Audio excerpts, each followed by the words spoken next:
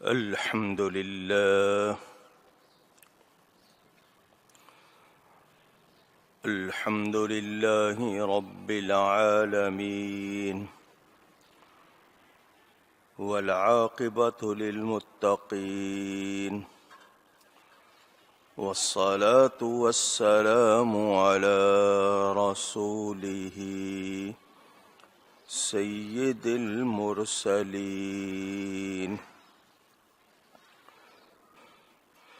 رحمة للعالمين، شفيع المذنبين، سيد الأولين والآخرين،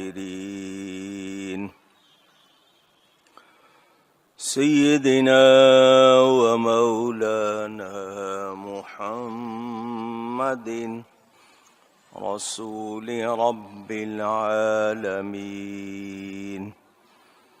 وعلى آله وصحبه أجمعين. أما بعد، فأعوذ بالله من الشيطان الرجيم. بسم الله الرحمن الرحيم.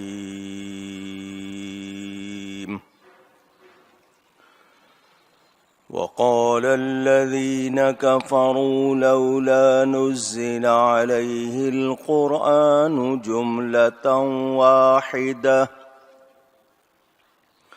كذلك لنثبت به فؤادك ورتلناه ترتيلا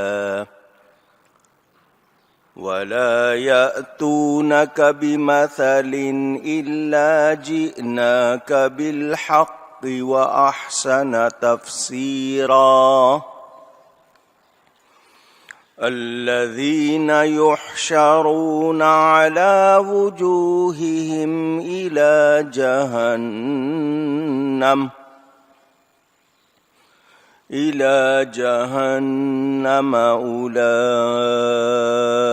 أولئك شر مكانا وأضل سبيلا. صدق الله العلی العظیم. محبت کے ساتھ ایک مرتبہ دروشی پڑھ لیجئے. اللهم صل على سيدنا ومولانا محمد معدن الجود والكرم وآله وصحبه وبارك وسلم. الصلاة والسلام عليك يا رسول الله، الصلاة والسلام عليك يا حبيب الله، الصلاة والسلام عليك يا رحمة للعالمين، وعلى آلك وأصحابك يا شفيع المذنبين.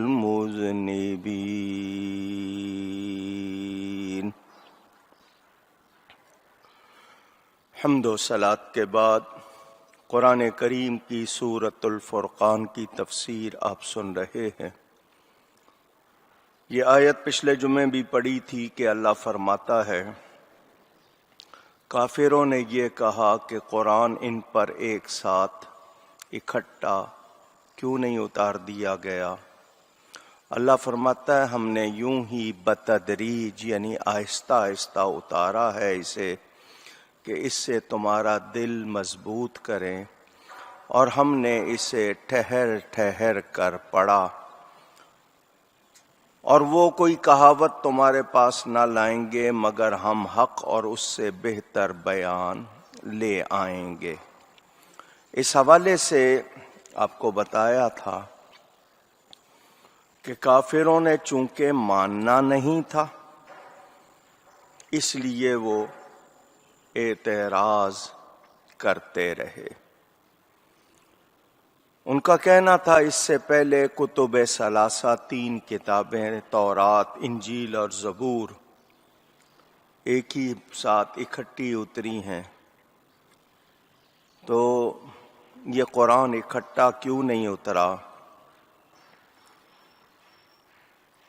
جو لوگ حیران ہو جاتے ہیں، مبہوت ہو جاتے ہیں، جس کو آپ اردو میں ہکا بکا رہ جانا کہتے ہیں، ان لوگوں کا یہ اعتراض اس قرآن کو دیکھ کر یہ اس طرح کرنا بتا رہا ہے کہ وہ لوگ سمجھدار نہیں ہیں۔ اللہ تعالی کی حکمت ہے، وہ جیسا چاہے جو چاہے کرے۔ ان لوگوں کو کہا تم قرآن پر اعتراض کر رہے ہو، کبھی کہتے ہو یہ انسان کا کلام ہے، کبھی کہتے ہو جن ان کو سکھاتے ہیں، کبھی کچھ کہتے ہو، تو تم تو اس کی ایک صورت کا مقابلہ نہیں کر سکے، اس سے بھی تم عاجز آ گئے، تم سے اس جیسی ایک چھوٹی سی صورت بھی نہیں بن سکی، تم نے کون سی بازی نہیں لگائی، تم قرآن جیسی ایک صورت نہ لا سکے۔ اب یہ اعتراض تمہارے یوں کیوں نہیں ہے، یوں کیوں نہیں ہے، تو اللہ نے بتا دیا کہ اس کو متفرق طور پر اتارنے میں، تھوڑا تھوڑا کر کے اتارنے میں بہت سے فائدے ہیں، اور اس کا پہلا فائدہ نبی پاک صلی اللہ علیہ وسلم کے لیے یہ ہے کہ اللہ تعالی نے بتا دیا کہ تمہارا دل مضبوط کرے۔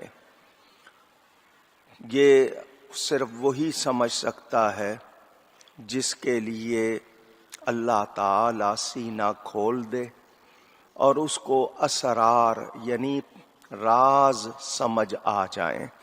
ظاہر دیکھنے والے اس حقیقت کو سمجھ سکتے نہیں۔ میں اور آپ قرآن کے ایک ایک لفظ پر غور کریں اور اللہ ہمارا سینہ تھوڑا سا بھی کھول دے تو ہمیں وہ راز سمجھ آنے لگ جاتے ہیں جن پر ہم حیران ہوتے ہیں۔ تو جس کو اللہ نے سکھایا ہے، اس پر اللہ نے کیسے کیسے انوار، کیسے کیسے اسرار ظاہر کیے ہوں گے، معنی کا سمجھنا، احکام جو بیان ہوئے ہیں ان کا ضبط، اور پھر اس پر عمل کرنا۔ اب میں یہاں یہ بات آپ کو بتا دوں، یہ قرآن کے لیے ساتھ ہی فرمایا وَرَتَّلْنَاهُ تَرْتِيلًا، ٹھہر ٹھہر کر پڑھنا، یہ ہمارے لیے ہے، یہ بندوں کے لیے حکم ہے کہ قرآن کو اس طرح نہ پڑھیں کہ تمہیں پتہ ہی نہ چلے کہ کیا پڑھ رہے ہو۔